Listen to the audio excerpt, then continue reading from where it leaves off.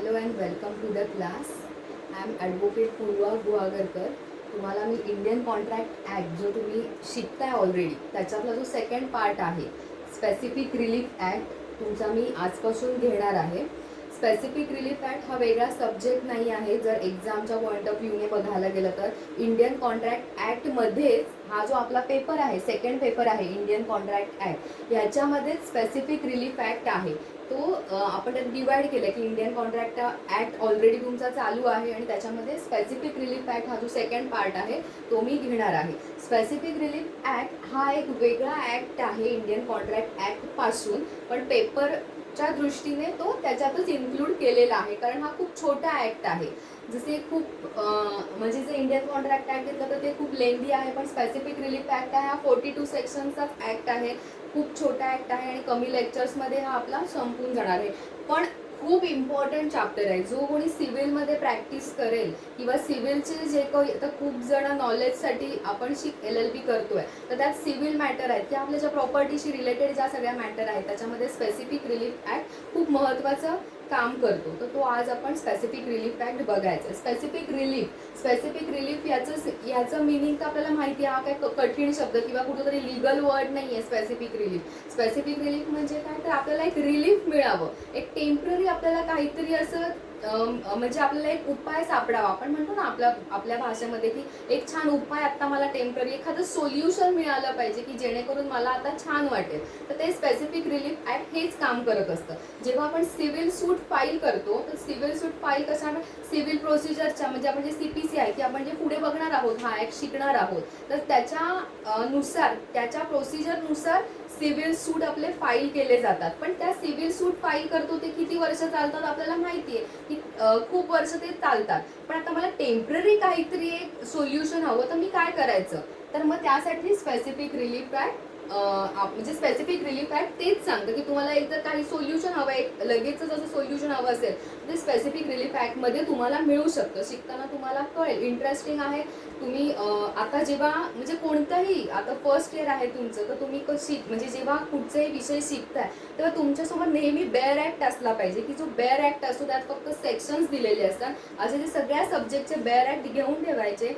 जे section wise किंवा जे ॲक्ट आहे तर त्याचे तुम्ही सगळ्याचे बेअर ॲक्ट घ्या. आत्ता सुद्धा स्पेसिफिक रिलीफ ॲक्टचा पण बेअर ॲक्ट तुमच्याकडे असला पाहिजे शिकवताना, कारण खूप जे वर्ड्स आहेत ते खूप तुम्हाला डिफिकल्ट जातील. जर तुम्ही वाचाल एखादं तुमच्या नोट्समधनं बुकमधनं जे काही टेक्स्टबुकमधनं वाचलं तुम्हाला थोडं कठीण जाईल. पण बेअर ॲक्टमध्ये मी जेव्हा सांगेन मी जेव्हा शिकवेन तेव्हा बेअर ॲक्ट तुमच्या समोर असला पाहिजे. आता खूप जणांकडे म्हणजे लॉकडाऊनच्या परिस्थितीमुळे बेअर ॲक्ट नसू शकतं तर त्यावेळी काय करायचं, तुम्ही मोबाईलमध्ये गुगलला सर्च केलं बेअर ॲक्ट म्हणून तर specific relief act bare act किंवा कोणत्याही ॲक्टचा बेअर ॲक्ट सर्च करा तर तुम्हाला त्याच्यामध्ये बेअर ॲक्ट येतील. तर ते तुम्ही घेऊन लेक्चर ऐकताना ते बेअर ॲक्ट घेऊन बसत जा तर तुम्हाला जास्त लवकर अंडरस्टँड होऊ शकतं. आता specific relief act that is 1963 म्हणजे 1963ला हा स्पेसिफिक रिलीफ ॲक्ट आला. त्यानंतर 2018ला त्याच्यामध्ये अमेंडमेंट झालेली आहे. त्या डेफिनेशन आहे तर त्या बघितलं तर तुम्हाला इथे दिसेल की 2018मध्ये त्याच्यामध्ये अमेंडमेंट झालेली आहे.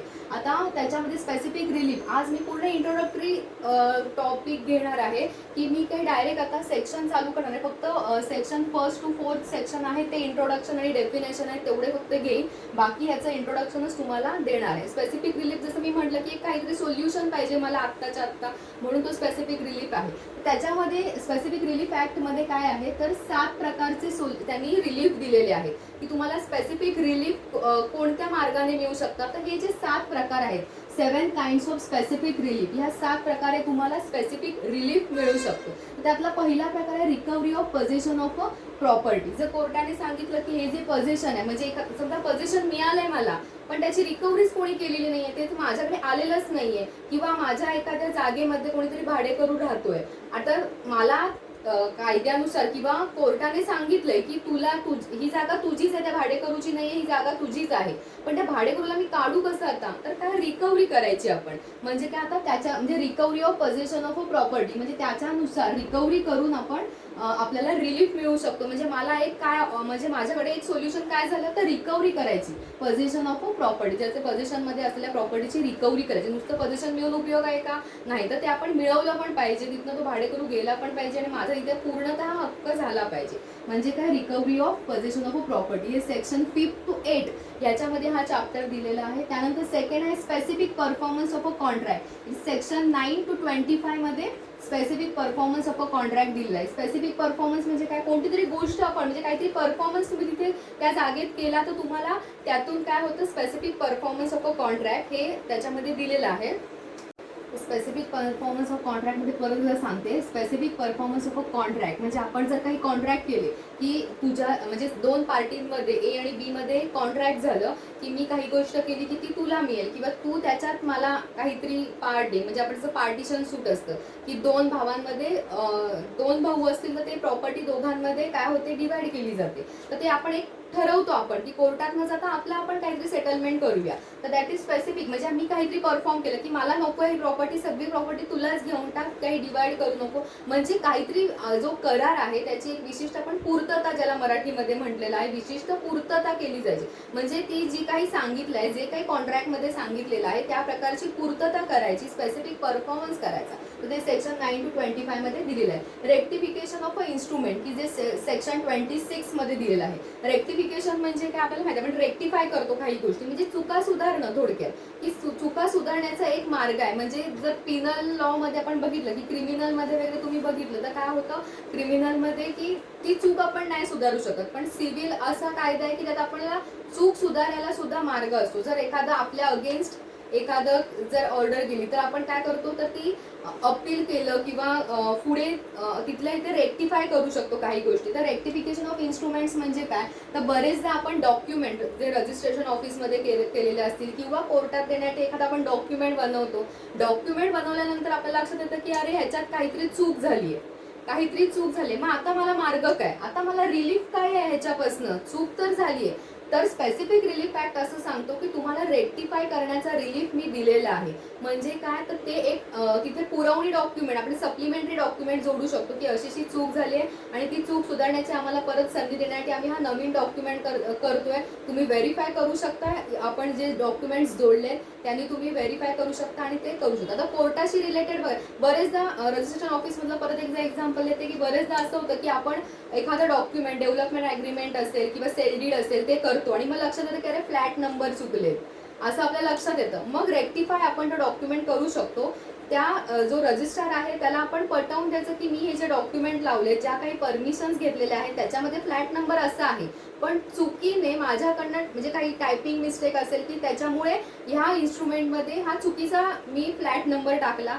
सो मला एक चान्स मिळतो, डॉक्युमेंट म्हणजे इन्स्ट्रुमेंट आहे तो रेक्टिफाय करण्याचा मला एक चान्स मिळतो. That is rectification of document. मग हा चान्स आपल्याला कोणी दिलेला आहे, तर स्पेसिफिक रिलीफ ऍक्टने आपल्याला हा चान्स दिलेला आहे. त्यानंतर कोर्टात सुद्धा बरेचदा आपण दावा दाखल करतो आणि मग लक्षात येतं की अरे अजून एक मागणी म्हणजे एक डिमांड जी आहे, प्रेयर आहे, ती राहिली माझी लिहायची. मग एक आपण सप्लिमेंटरी परत एक दावा म्हणजे एक सप्लिमेंटरी आपण एक त्यांना डॉक्युमेंट देऊ शकतो की कोर्टाला आपण रिक्वेस्ट करू शकतो की मला एक असं रेक्टिफाय डॉक्युमेंट इन्स्ट्रुमेंट द्यायचं आहे, दावा अजून थोडा वाढतोय माझा, तर मला एक चान्स द्यावा. तर कोर्ट ते ॲग्री करतं आणि तुम्हाला एक चान्स देतं. तर तुम्ही त्यावेळी काय करू शकता, रेक्टिफिकेशन ऑफ इन्स्ट्रुमेंट. हे सगळं आपल्याला कोणी दिलं, तर रिलीफ ऍक्टने आपल्याला हा चान्स दिलेला आहे. त्यानंतर recession of a contract. Recession of a contract, recession तर आपल्याला माहिती आहे की बरेचदा रिसेशन येतो, अनेकांच्या नोकऱ्या जातात. म्हणजे काहीतरी ती वस्तुस्थिती काय असते, तर खंडित, मराठीमध्ये त्याला विखंडित करार असं म्हटलं जातं की काही गोष्टींमुळे किंवा माझ्या चुकीमुळे किंवा समोरच्या चुकीमुळे असं नाही,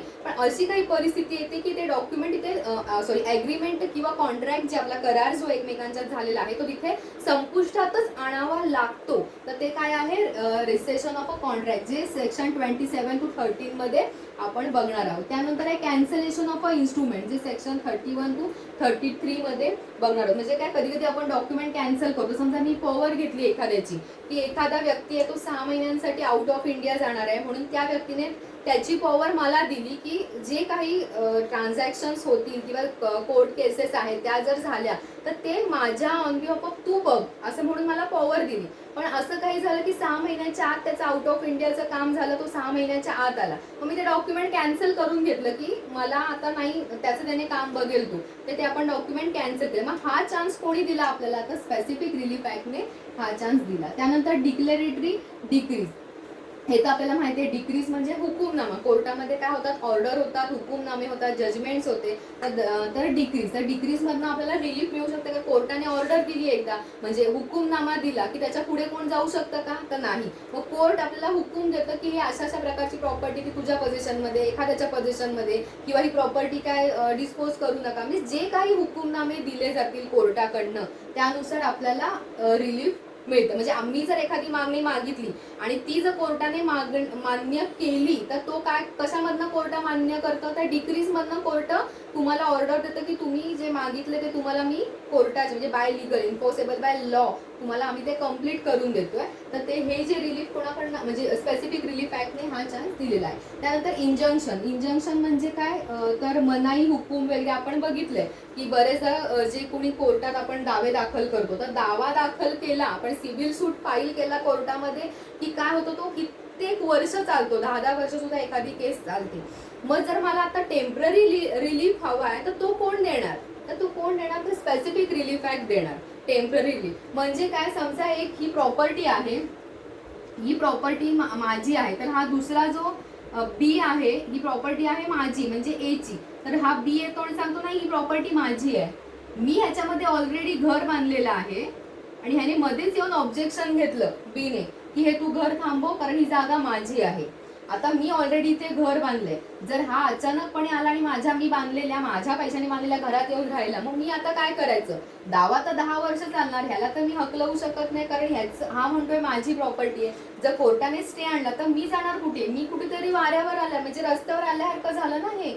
मग म्हणून इंजंक्शन दिलेलं आहे. मग ते इंजंक्शन म्हणजे एका तारखेमध्ये इंजंक्शनचे ऑर्डर्स होतात. मग ते काय सांगतं, तर ही प्रॉपर्टी कुणाची आहे हे सिद्ध होईल तेव्हा होईल, पण आता मला एक स्पेसिफिक तुम्ही रिलीफ द्या, असा द्या की माझी जी मी काही हे जे घर बांधले माझ्या पैशानी, ह्या घरामध्ये बी येता कामा नाहीये. जोपर्यंत कोर्टाची केस चालत नाही, कोर्टाचा निकाल लागत नाही, तोपर्यंत बी ने माझ्या घरात यायचं नाही. आणि बी कसा मागेल की जोपर्यंत कोर्टाचा निकाल लागत नाही तोपर्यंत ए ने काहीही बांधकाम करायचं नाही, असं ते इंजंक्शन. त्याला हे जे आपण मनाई हुकूम म्हणतो की मनाई केली आहे, इथे येण्यापासून त्याला मनाई केली आहे, तर ते काय झालं ते इंजंक्शन मध्ये येतं. तर हा जो इंजंक्शन हा जो पार्ट आहे तो सेक्शन 36 to 42 मध्ये दिला आहे आणि हा चान्स कोणी दिलेला आहे आपल्याला, स्पेसिफिक रिलीफ ऍक्ट मध्ये. असा हा टोटल या 7 टॉपिक मध्ये हा आपला जो ऍक्ट आहे तो डिवाइड झालेला आहे. तर थोडक्यात मी आज पूर्ण चॅप्टर शिकवल्यासारखंच आहे. आपण इन डिटेल मध्ये प्रत्येक लेक्चर्स मध्ये हा आपण टॉपिक आपण सगळे क्लिअर करणार आहोत. तर हे अशा प्रकारे 7 काइंड्स आहे स्पेसिफिक रिलीफचे. त्यातलं जे पहिलं आहे इंट्रोडक्शन, की जे इथे सेक्शन 5 पासून मी तुम्हाला सांगितलंय, पण सेक्शन 1 to 4 आहे हे काही त्याच्यामध्ये दिलेलं नाही की ह्याच्यात क्वेश्चन येत नाहीत. पण हे जेव्हा आपण सेक्शन चालू करू, ऍक्च्युअल ऍक्ट चालू करू, तेव्हा काही शब्द आले किंवा काही गोष्टी आल्या तर तुम्हाला ते लक्षात येणार नाही. म्हणून मी इंट्रोडक्शन आणि डेफिनेशन आज सेक्शन 1 to 4 आहे ते मी थोडंसं घेते. सेक्शन 1 जो आहे, नेहमी आता लिगल लँग्वेज तुम्ही बघताय त्याच्यात तुम्हाला दिलंच असेल की सेक्शन 1 काय सांगतो, तर ते आहे ते शॉर्ट टायटल, एक्सटेंट आणि कमेन्समेंट. ह्याच्यामध्ये काय दिलेलं असतं, तर हा सेक्शन 1963चा 3 ला हा कायदा अस्तित्वात आला, स्पेसिफिक रिलीफ ऍक्ट. तर तो कधी आला ना, तो कुठपर्यंत एक्सटेंड होतो की होल ऑफ इंडिया. आपण बघितलं का पहिलं जम्मू काश्मीर नव्हतं, पण आता जम्मू काश्मीरला सुद्धा हा ऍक्ट लागू होतोय.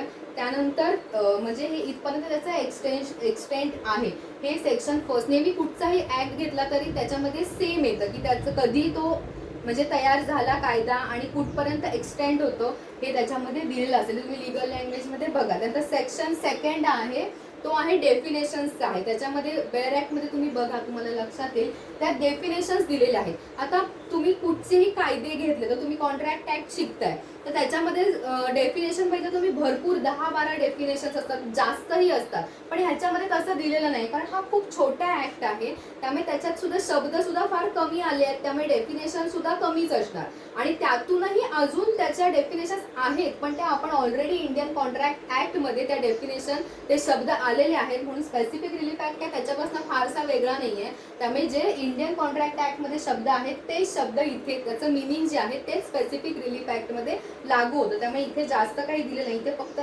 दिले obligations. Obligations includes every duty enforceable by law, म्हणजे जे कायद्याने निर्माण झाले एन्फोर्सिबल बाय लॉ अशी प्रत्येक ड्युटी आपले प्रत्येक राईट दॅट इज ऑब्लिगेशन्स.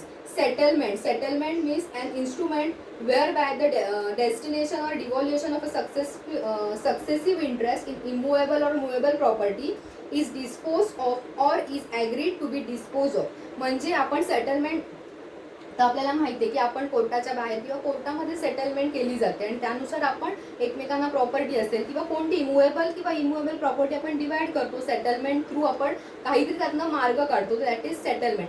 पण त्या डेफिनेशन मध्ये अजून एक सांगितलंय पण अदर दॅन विल ऑर कोडिसिल. म्हणजे काय, विलद्वारे जर काही आपली सेटलमेंट आहे म्हणजे आपलं मृत्यूपत्र ह्याच्यामध्ये येत नाही. सेटलमेंट ह्या शब्दामध्ये मृत्यूपत्र येत नाही.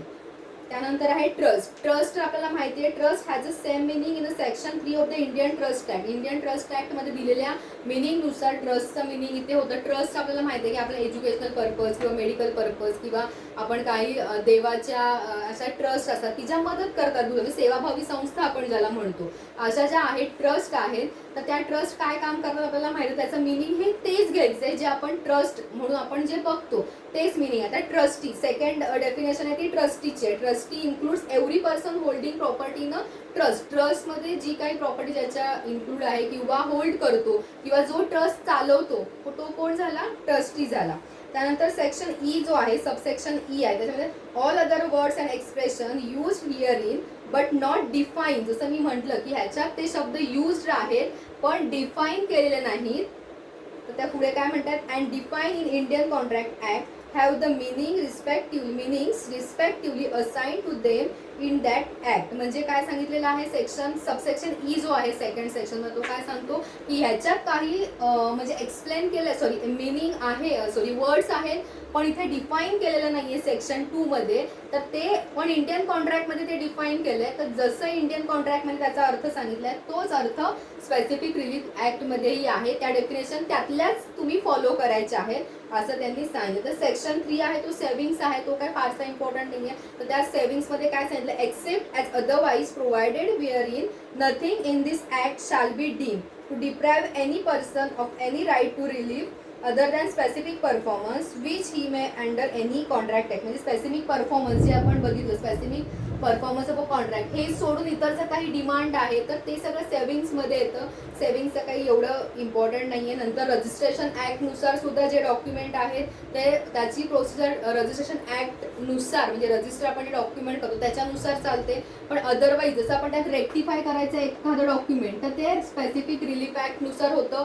पण प्रोसिजर जी आहे म्हणजे सेव्हिंग हे सेक्शन 3 काय सांगतोय तर एखादं डॉक्युमेंट तुम्हाला रजिस्टर करायचं आहे तर तुम्ही ती प्रोसिजर कोणाची फॉलो करायची, इंडियन रजिस्ट्रेशन ऍक्ट नुसार तुम्ही फॉलो करायची. पण डॉक्युमेंट चुकला म्हणून तुम्हाला रेक्टिफाय डॉक्युमेंट करायचं आहे तर मग स्पेसिफिक रिलीफ ऍक्ट तिथे इन्क्लूड होतो आणि रेक्टिफिकेशन ऑफ इन्स्ट्रुमेंट. म्हणजे छोट्या गोष्टींसाठी हा ऍक्ट उपयोगी आहे पण मेन प्रोसिजर ही तुमची ज्याप्रमाणे दावे आहेत त्याप्रमाणेच त्याची प्रोसिजर होते. त्यानंतर सेक्शन 4 आहे तो काय सांगतो, specific relief to be granted only for enforcing individual civil rights and not for enforcing penal laws. जे मी मगाशी म्हटलं की कुठच्याही क्रिमिनल लॉसाठी स्पेसिफिक रिलीफ ऍक्ट इन्क्लूड नाही. जसं काही एखादा क्रिमिनल म्हणेल की मी आता काहीतरी क्राईम करून आलोय पण तुम्ही केस चालवा क्राईमची, म्हणजे एखादा मर्डर करून आलाय तुम्ही केस चालवा पण आता थोडा वेळ मला बेलवर सोडा किंवा आपण म्हणतो ना की थोडा वेळ मला काहीतरी तुम्ही रिलीफ द्या, तर हे लागू होत नाही अजिबात. स्पेसिफिक रिलीफ ऍक्ट पेनल लॉजसाठी लागू होत नाही. तो फक्त सिव्हिल जे आपल्या केसेस आहेत त्याच्यासाठीच म्हणजे जमिनीच्या ज्या केसेस आहेत जसं त्यांनी म्हणले की सिव्हिल राईट्स जे आपले आहेत तुम्ही टॉर्टमध्ये बघितलंय सिव्हिल राईट्स, तर त्याच्यामध्ये तुम्ही बघितलं त्याप्रमाणेच फक्त स्पेसिफिक रिलीफ ऍक्ट हा सिव्हिल राईट्ससाठीच असतो, पेनल राईट्ससाठी किंवा पेनल लॉजसाठी स्पेसिफिक रिलीफ ऍक्ट नाही. अशा प्रकारे हा इंट्रोडक्टरी चॅप्टर होता की आपल्याला एक सोल्युशन पाहिजे टेम्पररी. मग त्यासाठी काय करायचं, दावे तर खूप वर्ष चालतात, पण आत्ता मी काय करू, आत्ता मला सोल्युशन काय आहे, तर ते स्पेसिफिक रिलीफ ऍक्ट त्याच्यामध्ये दिलेलं आहे की तुम्हाला आता टेम्पररी सोल्युशन हवं असेल तर स्पेसिफिक रिलीफ ऍक्ट तिथे काम करतो. अशा प्रकारे आपला फर्स्ट आज इंट्रोडक्टरी लेक्चर आहे ते इथे आपण संपतंय. Thanks for watching my lectures.